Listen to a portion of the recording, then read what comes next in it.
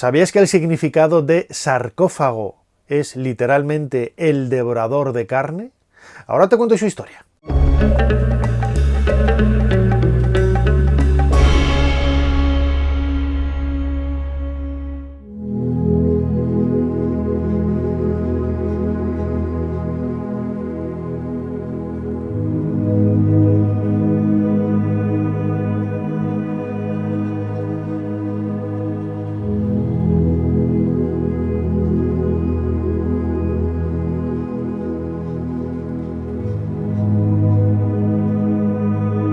En la arqueología egipcia, los sarcófagos forman parte de ese corpus de objetos de la cultura material vinculado al culto funerario más extraordinarios, más llamativos, ¿no? Crean ese vínculo entre el presente, la vida y la muerte, esa carcasa, ¿no?, en la que se coloca la momia, se coloca el difunto para realizar el viaje hacia el más allá. Como decía ahora, el nombre de sarcófago viene de una expresión en griego que significa el devorador de carne, sarcos fagos, el que come la carne. Esto venía porque los primeros sarcófagos que se hacían de una piedra caliza muy porosa, lo que hacía era literalmente devorar, ¿no?, la humedad que tenían los cuerpos, de tal manera que al poco tiempo, cuando se abrían, veían que estaban vacíos, ¿no? Se había devorado toda la carne.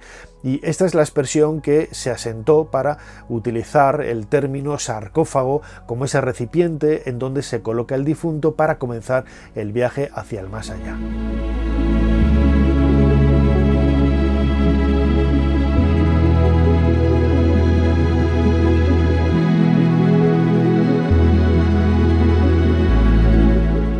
La utilización de sarcófagos o de ataúdes es un término que a veces se colisiona o se solapa. Yo suelo diferenciar un sarcófago como una estructura rectangular de piedra, y los ataúdes en la egiptología considera ataúdes a todas aquellas carcasas, a todas aquellas cajas de madera realizadas con este material, bien con forma rectangular o bien con forma antropomorfa.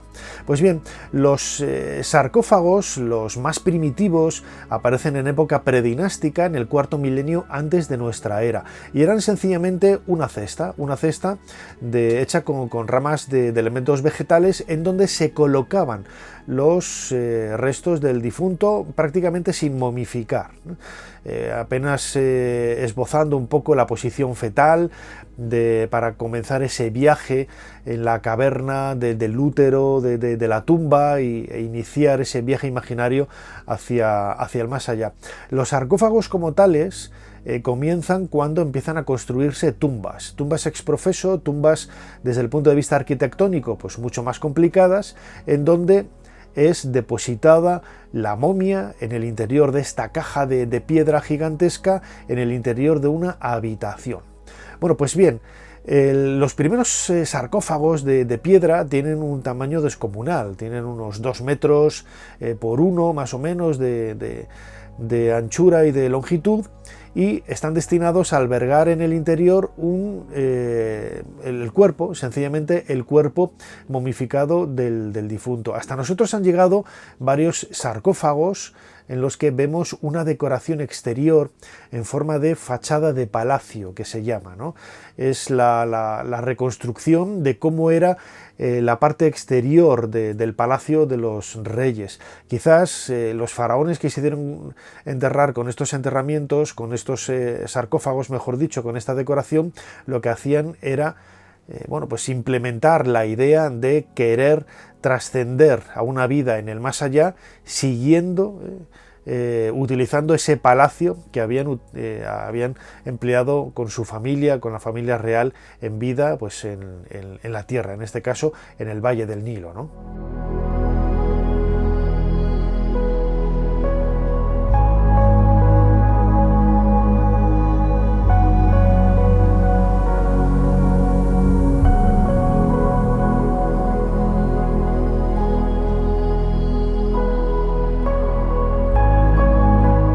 En algunos de estos sarcófagos más primitivos encontramos en el lado este, en el lado oriental, dos ojos que nos miran a través de una falsa puerta, como la que aparece también en las tumbas, y significa precisamente eso, esa puerta de conexión entre el más allá y el más acá.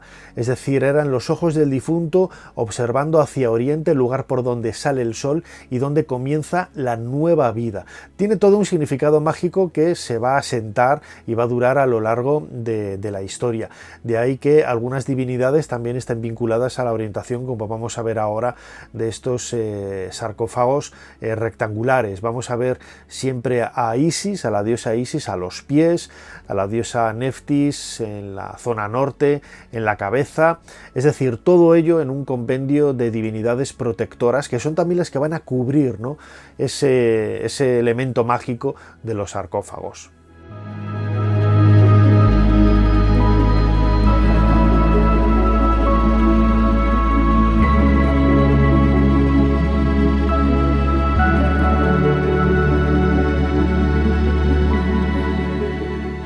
En el Reino Medio, más o menos hacia el 2000 antes de nuestra era, empiezan a cambiar muchos aspectos de la decoración de los sarcófagos.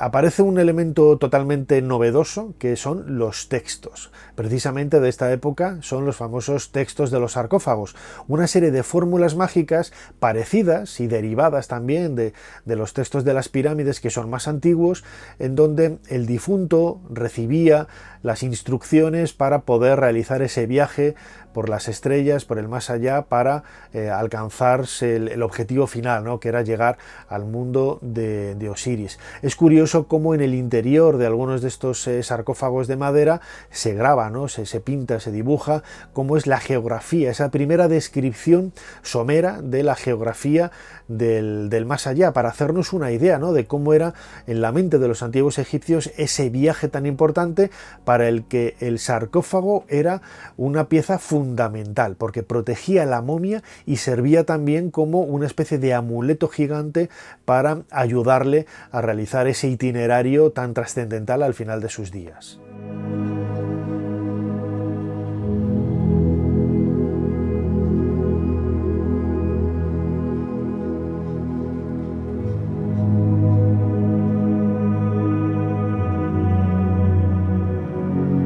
Hasta este momento, las momias siempre solían tener una máscara hecha de cartonaje. Han llegado muy pocas hasta nosotros, muy deterioradas, pero es precisamente en la dinastía XII, en el Reino Medio, hace unos 4000 años, cuando empiezan a aparecer los primeros ataúdes antropomorfos. Es decir, yo ya no me gusta utilizar el término sarcófago cuando hablamos de ataúdes antropomorfos, porque es en realidad una prolongación de la máscara, de ese cartonaje inicial. El cartonaje es un material que está realizado con una pasta hecha de tejidos, de yeso, parecido al cartón, ¿no? Por eso se llama cartonaje, y que con ello se podía modelar y se podía cubrir y realizar una máscara que luego era policromada y pintada con los rasgos del difunto. Bueno, pues en la dinastía XII aparece en la realeza los primeros ataúdes antropomorfos,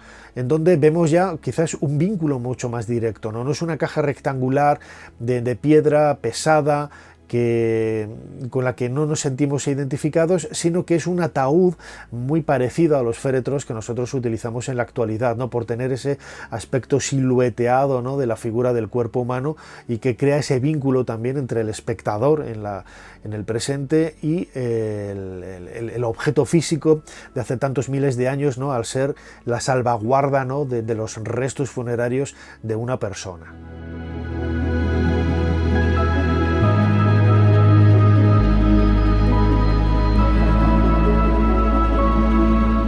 Con la llegada del Reino Nuevo, la época de los grandes faraones como Tutmosis, los Amenofis, Tutankamón, los Ramsés, cambia también mucho la tipología de los sarcófagos y de los ataúdes, ¿no? Por ejemplo, empezamos a encontrar sarcófagos de piedra en el Valle de los Reyes que tienen la forma del cartucho, del nombre del soberano, ¿no?, ese óvalo sobre el que se inscribía, en cuyo interior se inscribía el nombre del rey.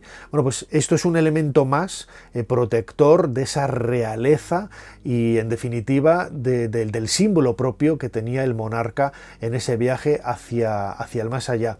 Y la tipología de los sarcófagos y de los ataúdes cambia y se va transformando y se va enriqueciendo de una forma extraordinaria. No solamente en lo que respecta a los textos, ya no solamente vemos textos de los ataúdes, textos de los sarcófagos, sino también vamos a ver textos de otros momentos, ¿no?, de la literatura funeraria, ¿no?, como el libro de los muertos, etcétera. Bueno, pues todos esos capítulos empiezan a aparecer representados sobre los ataúdes de esta época, los sarcófagos de esta época, creando pues un complejo realmente extraordinario de modelos, de belleza y de singularidades.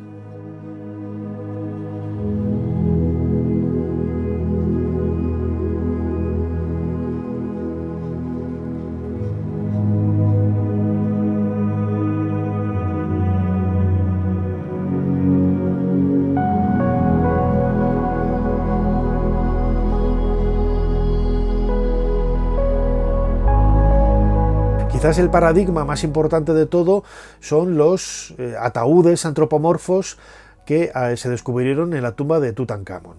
Tutankamón reinó hacia el 1350, más o menos, antes de nuestra era, y en su tumba Howard Carter descubrió en la cámara funeraria primero una serie de capillas de madera cubiertas de oro, y en cuyo interior, en el centro de esa habitación, de esa cámara funeraria, un sarcófago de cuarcita amarilla, de piedra, de forma rectangular, ¿no? Cada una de las esquinas estaba, en cada una de las esquinas estaba grabada una de las 4 hermanas del dios Osiris, dios de la muerte. Ahí veíamos a Isis, a Neftis, a Selkis y a Neith.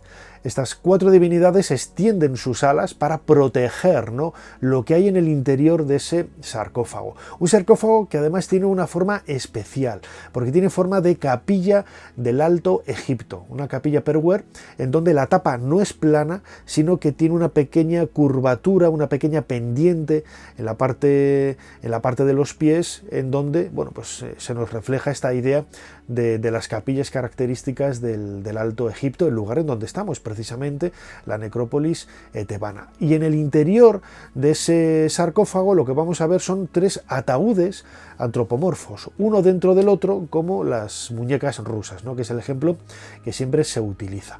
Estos ataúdes son de tipología Rishi. Los ataúdes Rishi nacen a finales del Imperio Medio, comienzos ya del segundo periodo intermedio, y tienen el nombre, deriva de la palabra pluma, ala, que en árabe, que marca un poco la tipología de estos ataúdes. Es decir, vemos el cuerpo del ataúd cubierto de las plumas, de las alas de un ave protectora, seguramente la diosa Isis, que va a acompañar y va a proteger al difunto en ese viaje tan importante hacia el más allá. Estos ataúdes de tipo Rishi aparecen precisamente en la necrópolis tebana, pues hacia el 1600 y algo antes de nuestra era, en el segundo periodo intermedio, mejor dicho, perdón, en la dinastía 17. Por ejemplo, José Manuel Galán, del proyecto Yehuti, encontró un ejemplo extraordinario en 2014, el sarcófago de Neb. Neb era un alto funcionario que dejó en la cámara funeraria al final del pozo una serie de elementos del ajuar funerario, y sobre todo ese ataúd de 2 metros de longitud tan extraordinario que ha servido, ¿no?, para marcar un poco la tipología de los ataúdes tipo Rishi que aparecieron en esta época y son tan característicos, con esas plumas, con ese plumaje que cubre todo el cuerpo del difunto.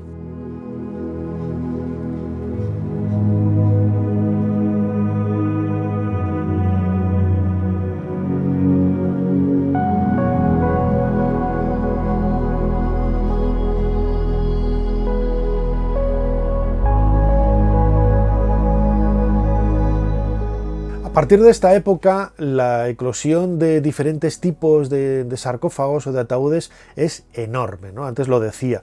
Van a aparecer, como estamos viendo en los sarcófagos que tengo en la parte superior de la estantería detrás de mí, que son estuches para lapiceros, ¿no? y bolígrafos que se compran en el Museo Británico, ¿no? Yo tengo la colección de todos ellos.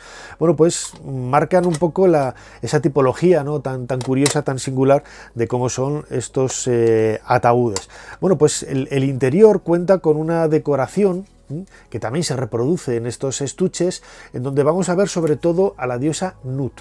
La diosa Nut era la diosa del cielo, era la diosa que luego se vincula también con la diosa Hathor, la vaca celeste, la que cubre ese techo tachonado de estrellas que cubren el viaje del difunto y que marcan un poco la geografía de ese mundo del más allá. La representación, como digo, de la diosa Nut va a ser característica sobre todo en la tapa del ataúd, cubriendo la momia de esta forma, cuando se lo coloca encima, cubriendo la momia que hay en su interior.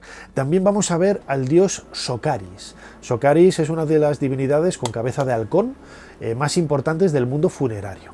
Y a él le debemos bueno, pues ser el guardián, ¿no?, de la quinta hora del libro del Amduat, en donde aparece una descripción de su reino, ¿no?, del reino de Socaris. Recordemos, del nombre de Socaris hoy viene precisamente el nombre de Saqqara, la necrópolis tan importante del reino antiguo que hay al sur del Cairo. Bueno, pues estos ataúdes, como vemos, marcan tipologías muy insólitas, muy extrañas. Cada uno no se parece en nada al otro, ¿no? Vemos algunos con el rostro verde, ¿no?, para asemejar al difunto al dios Osiris, al dios de la agricultura, al dios del renacimiento, al dios de la vegetación, al dios de la primavera, al dios que hace que todo después de la muerte vuelva a renacer. Hay infinidad de textos a lo largo del ataúd que permiten, por una serie de fórmulas normalmente sacadas del libro de los muertos, permiten a la momia, al difunto, servir, ¿no?, de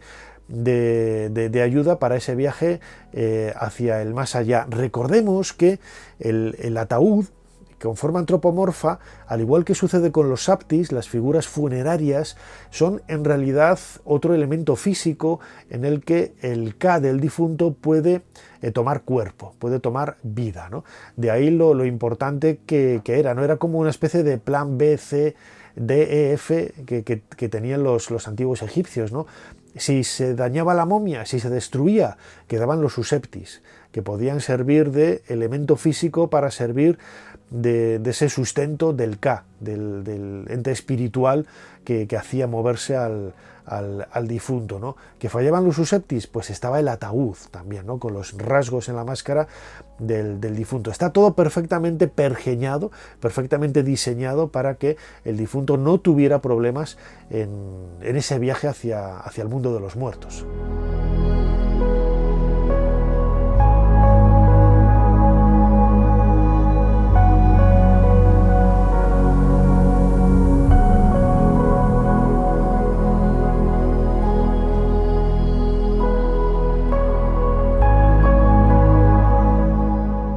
Una parte importante dentro de estas tipologías, y que la gente lo suele confundir mucho, son los cartonajes. Antes hablaba de esas máscaras hechas de cartonaje, con esa pasta de yeso, de telas, que servían, ¿no?, para dar forma a la máscara, y sin embargo hay ataúdes completos realizados de cartonaje, que no son ataúdes ni son sarcófagos, son cartonajes. No tienen una tapa como los ataúdes convencionales, que se coloca sobre la cubeta en donde está la momia, sino que es una especie de carcasa que se cose por la espalda, que se coloca dentro en su interior la momia. A veces la momia se mete por los pies también y se cierra la tapa de los pies cosiéndola. Como vemos en estas fotografías, no tiene nada que ver con un ataúd, no es una tapa, no es una cubeta, es una entidad propia dentro de las tipologías de los recipientes en donde se colocaba la momia. Finalmente se tapaba bien, como digo, cosiendo la espalda, cerrando la espalda o colocando una tapa en la parte de los pies, en donde había a veces la representación del toro Apis como un animal psicopompo, es decir, un animal que lleva al difunto, lo vemos sobre el cuerpo, sobre el lomo, al mundo de los muertos. Estas tipologías que se extienden de cartonaje, sobre todo en la dinastía 21, más o menos hacia el año 1000 antes de nuestra era, son quizás los más conocidos porque eran muy populares, eran más baratos de realizar que los de los ataúdes, aunque hay que decirlo, estos cartonajes se solían colocar dentro de los ataúdes, dentro de los ataúdes de madera. Entonces, no es que se hicieran porque era más barato, ¿no? y no había dinero para poder realizar un sarcófago, no, nada que ver. Era una entidad propia, tenía personalidad propia, por así decirlo, no es que se moviera ni hiciera nada parecido, pero tenía personalidad propia en ese conjunto de sarcófagos y ataúdes.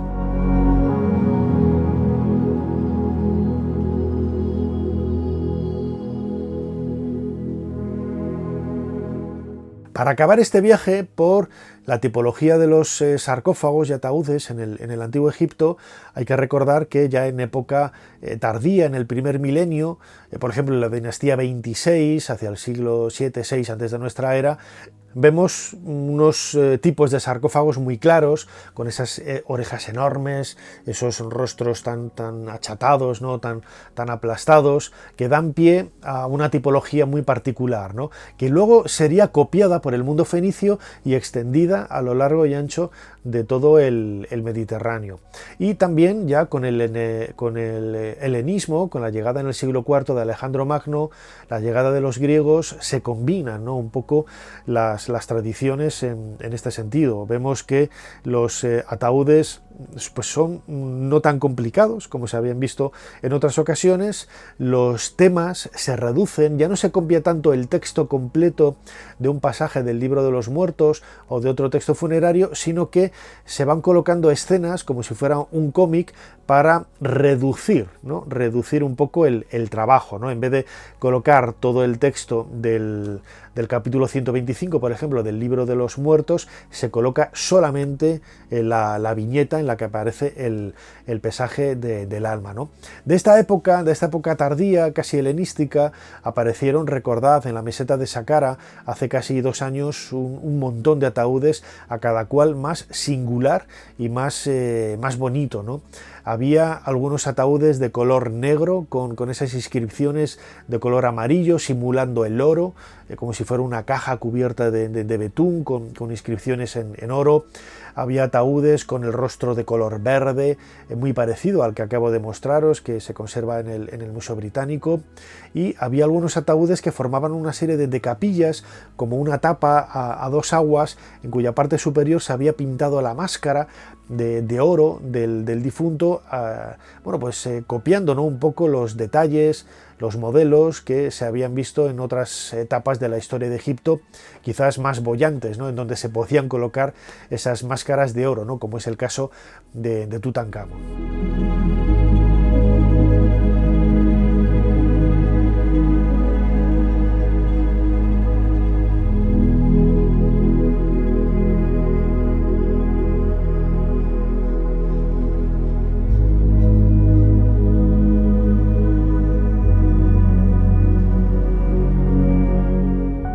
Podríamos estar hablando horas y horas y horas de los ataúdes y de los sarcófagos y de los cartonajes de Egipto. Como decía ahora, son ese puente no más directo entre el más acá y el más allá, con esa representación tan singular, con esas coronas de esas pelucas, con plumas, decorando, ¿no? Plumas doradas, decorando la cabeza, la peluca tripartita, la decoración en columnas, la figura del dios Socaris, de la diosa Nut, del dios Thoth, del dios Hapi, también como dador de agua, ¿no? Para esa vida, el agua como elemento indispensable en ese viaje hacia el más allá. Los 4 hijos de Horus, por ejemplo, cada uno protegía uno de los vasos canopos donde se depositaban las vísceras de la momificación, pero también eran representados, ¿no? en estos ataúdes, al igual que el símbolo de Anubis, ese amuleto, ese icono en forma de pellejo de animal atado a un listón sobre una tinaja que no sabemos realmente lo que significa ni lo que es, ¿no? Pues todos esos elementos del mundo funerario estaban muy presentes en la decoración de estos ataúdes y han llegado hasta nosotros como una especie de submundo, ¿no? Dentro de la egiptología, un mundo realmente apasionante de los sarcófagos, los devoradores de carne. Hasta aquí este nuevo vídeo de Dentro de la Pirámide. Espero que hayáis disfrutado de la historia, que compartidlo, suscribiros al canal, escribidnos, ¿no? Para proponernos temas. Tenemos algunos para estos días que yo creo que son muy interesantes. Gracias por estar ahí. Nos seguimos viendo aquí dentro de la pirámide dentro de poco. Hasta pronto.